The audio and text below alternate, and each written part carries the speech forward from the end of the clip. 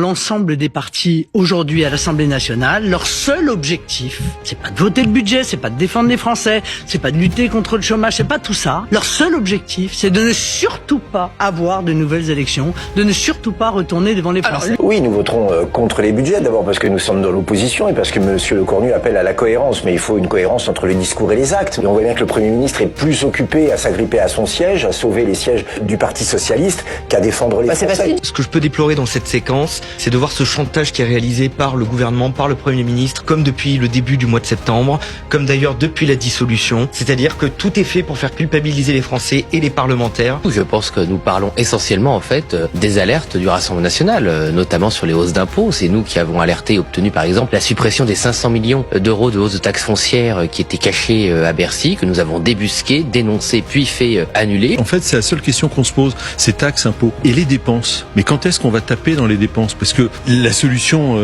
elle est là. Il faut taper dans les dépenses, sur l'immigration, notre contribution au budget de l'Union européenne, la fraude fiscale, la fraude sociale, les énergies intermittentes et puis surtout, le train de vie de l'État complètement obèse.